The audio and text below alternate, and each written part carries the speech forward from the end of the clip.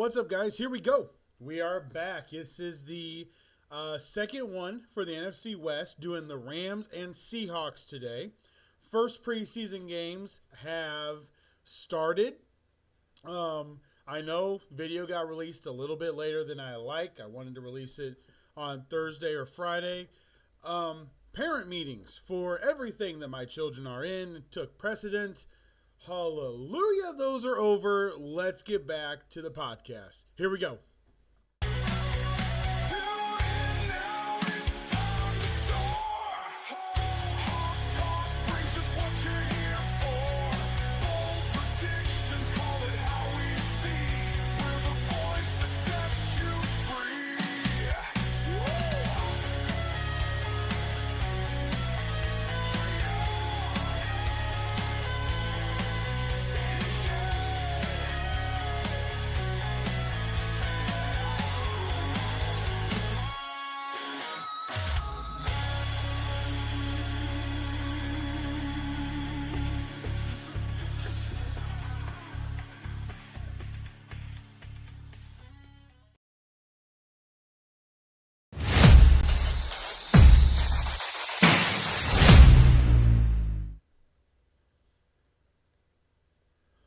All right, guys, here we go. Let's jump right into it. So, we are going to open up with the Seattle Seahawks. Let's see, that's a little bit high. Lower it back down. There we go. All right, so we're going to open up with the Seattle Seahawks. And I like the coach here. I like McDonald. I think he's going to work. I actually think he's going to work pretty well. As long as John Schneider can continue to build a team that is capable of playing his style of football. The questions surrounding the Seahawks are not that of the offensive line like other defensive coaches. It's not that really of the receiving core personnel like in other places necessarily. But it really does come down to the quarterback, Sam Darnold. Which quarterback are they getting? Now, I want to comment on their preseason game. Jalen Milroe looked pretty good.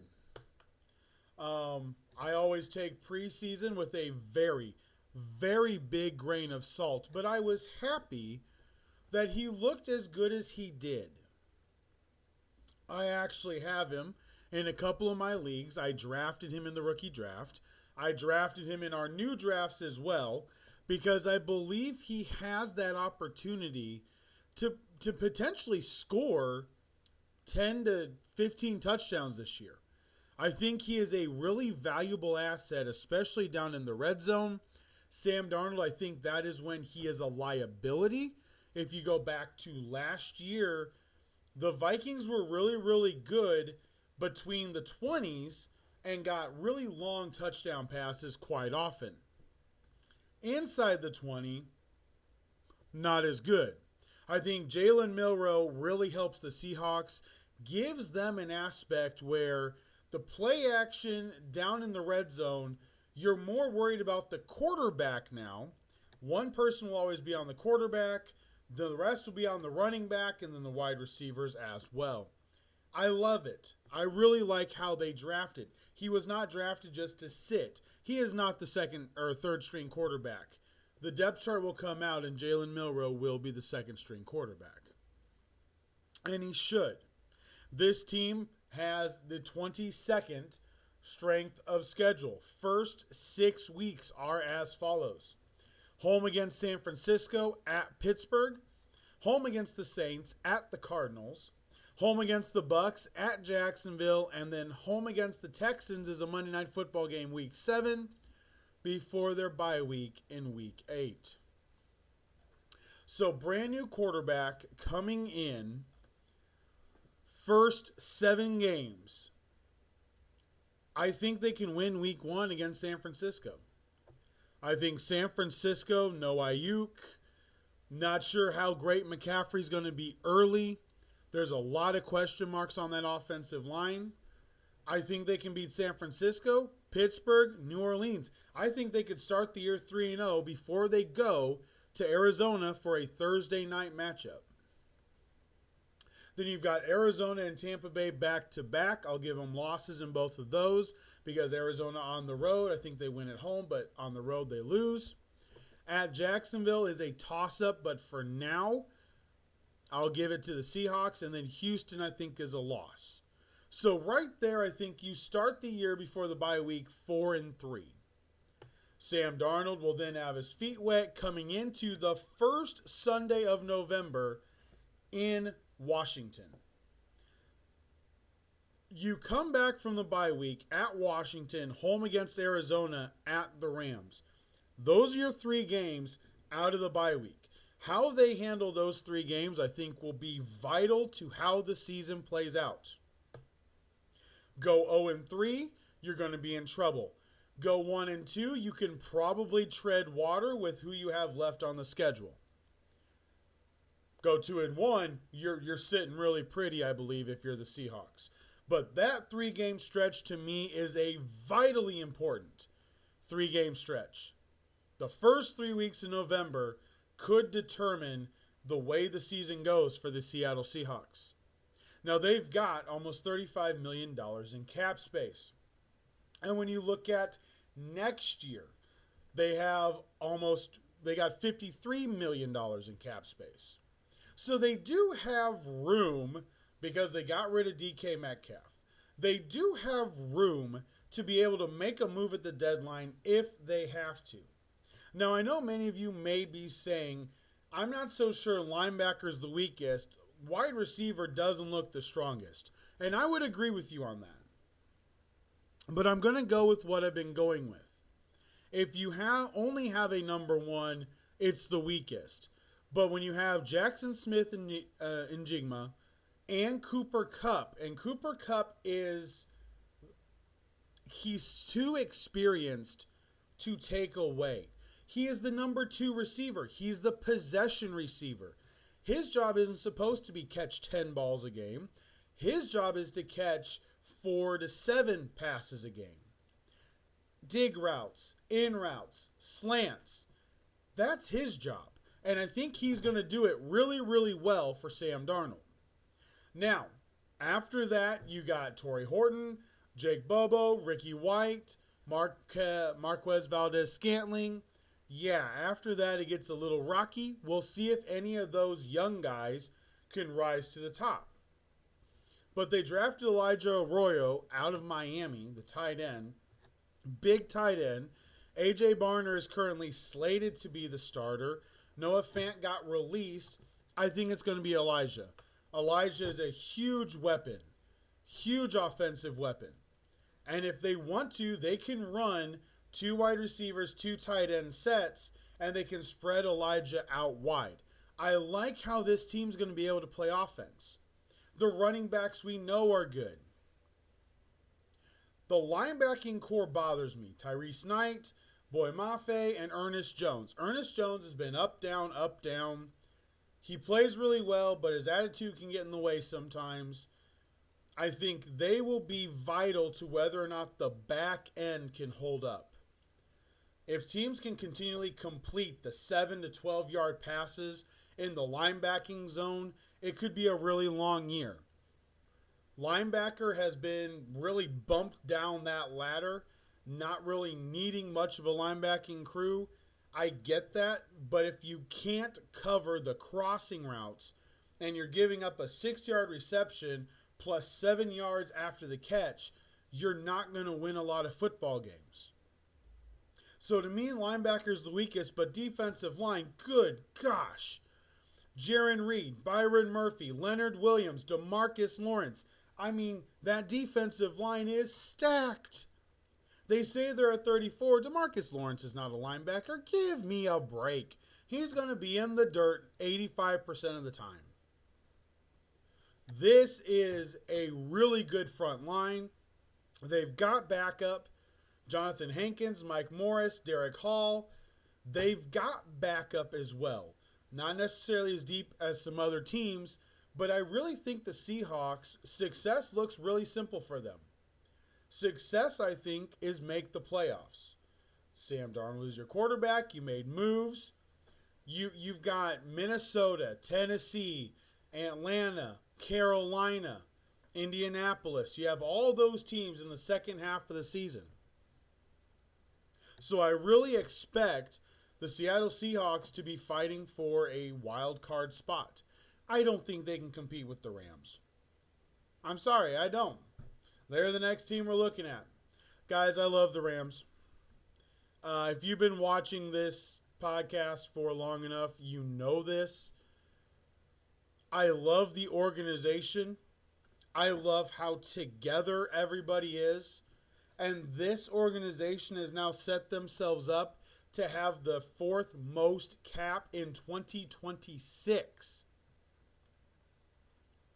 So, because of this, I really like where they're at. I think they are really, really good. They only have $19.5 million this year in cap space. Their strength of schedule is 16th. And this is their first 7 games because they also have a bye week in week 8. They open up with the Texans at home, at Tennessee, at Philadelphia. Then they have home games against the Colts and Niners, at Baltimore, and then home against Jacksonville across the pond. Then they have their bye week in week 8. So the Houston game, I have said forever, I am not starting Stafford. I am not starting Stroud. I am not starting Devontae, and I'm not starting whoever the second receiver is for the Texans. Puka, Nico Collins, maybe Kyron Williams. That's about it. But the defenses I'm going to start. I think this game is going to be one of the best games in week number 1. I think this is going to be a fun game. DeMeco Ryans versus Sean McVay, the young defense versus the younger offense, then a young defense versus an experienced offense. I think this could be this game has 20-17 written all over it. It does. This game is the most exciting game to me week number 1 from a watchability standpoint, where I think it's going to most resemble October football right away. That's what I think this game will represent. Now, if the Rams can do the same thing, if they can go 4-3 through the first 7, they come back, they got a gimme against the Saints. So they come back, and their stretch when they come back is Saints, Niners, Seahawks, Bucks. Those are your first 4 games back. 3 of those are at home. I really think this team can win 12 games. I think this team is set up very well. I think they'll sweep the Niners this year. I don't think the Niners have a shot with this defense. The Seahawks and Cardinals, because of their defenses, have a shot to split with the Rams. But I think they go minimum 4-2 in the division. Success is winning the division. Success is winning the division. A failure is missing the playoffs. Now, injuries change things. We'll talk about a couple injuries here in a second. Injuries can change things. But the Rams' defensive line is, it's outstanding. Braden Fisk, Poona Ford, Kobe Turner, Byron Young, Jared Verse. They run a 34 base 34 defense, where Byron Young and Jared Verse are technically linebackers. They're defensive linemen. They do zone off of that coverage or cover the back out of the backfield. The reality is, the question's going to be, can the linebackers in the middle of that defense hold up? Can the linebackers shut down the tight ends? Because with the defense that strong and that fast, the tight ends are going to be used by the opposing team a lot. So can you, as the linebacking core, then stop the tight end from just being immediately shot at? 4-yard gain, 4-yard gain, 6-yard gain. Can you stop the tight end from being the quick hitch hit? I think Jared Verse is going to be one of the best sack machines in the league. I think he's going to be able to take advantage of a lot of the teams that they play. I really do. I think early on, especially, I mean, the Texans, I think he gets 2 sacks week number 1. I really do. While they are working on figuring out how to be able to protect C.J. Stroud in Houston, they're going to play Jared Verse, and Jared Verse is going to be ready to play. I love the Rams. I love the Rams. Organizationally, top 3 in the NFL. Coaching, top 3 in the NFL. Schematics, top 3 in the NFL. I think they've got the general manager that will be willing to make a trade at the deadline if they have a hole on their team. They have the general manager that will do it. I love where the Rams are at. It really, it's going to get interesting. It will definitely get interesting. All right. So, we've had some preseason games play out. Number 1, Anthony Richardson injures his pinky because he didn't see a blitz coming from his sight side. And Daniel Jones comes in and goes 10 for 21, 4 drop passes for 144 yards.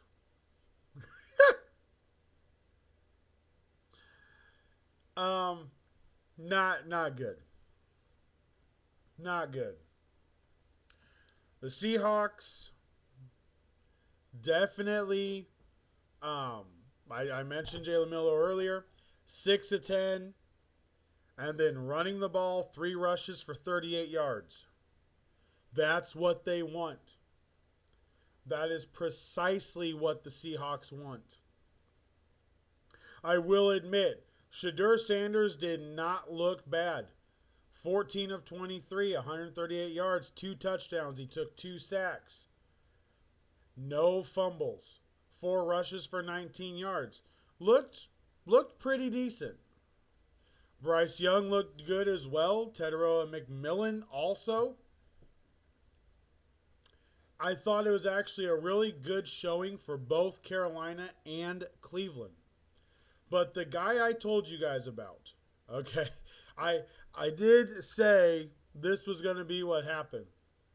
Travion Henderson is absolutely he's my rookie of the year running back right now. I love Genty, but the schedule of who Genty has to play, I don't think gives him the ability to do what Travion will be able to do. Travion took back. It was beautiful. He immediately opens up. First quarter. Okay? First quarter. Opens up 100-yard kickoff return for a touchdown. He looked so good. Opening play. Opening kickoff. Ran the ball all the way back. I love Travion Henderson. Patriots scored 48 points in a preseason game. That's impressive by itself. Thoughts and prayers are with Maurice Norris, the defensive back from the Detroit Lions, who is, that was a brutal, it was a regular football play. But he got a knee to the helmet. He went down. And kudos to the NFL for, it's a preseason game. It's just over. These guys don't need to go back out here and play after something like that. I want to give the NFL credit for that. Very well done. I thought that was an absolutely great call. 100%.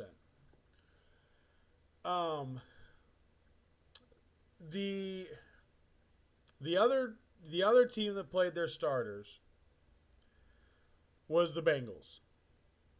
Joe Burrow was 9 of 10, 123 yards, 2 touchdowns. Jamar Chase was 4 for 77 with a touchdown.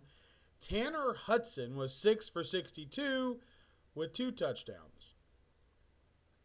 And I thought the Bengal offense looked pretty gosh darn good. I'm not going to lie. I thought it looked really, really good. So I really believe that this weekend currently hasn't really set anything up yet. But I think you could easily see everything form through the next week in practice. The Colts battle is still there. The Browns QB battle is still there. The Giants, we know they're going to start Russell Wilson, but Jackson Dart made a really nice throw today against the Bills. And I'm really excited to see how everything plays out. I am really excited to see how everything plays out. We're sitting at, let's see, this is Saturday. So you guys are going to be, let's see, we're looking at tomorrow Sunday. So basically, we're 2 weeks from when we go live. I'm actually getting really, really anxious for that, not going to lie. Been really, really, really excited. And we got, let's see, 4, 6, 8. So we got 8 more training camp videos to do.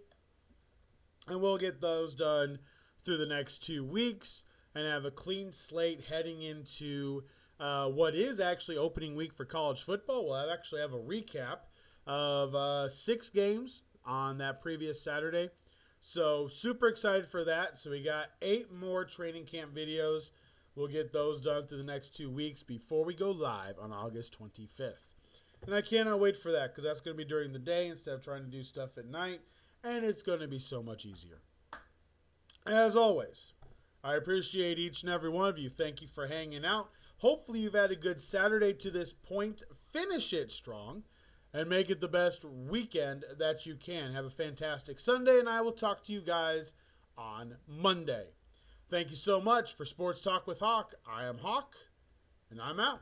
Have a great evening.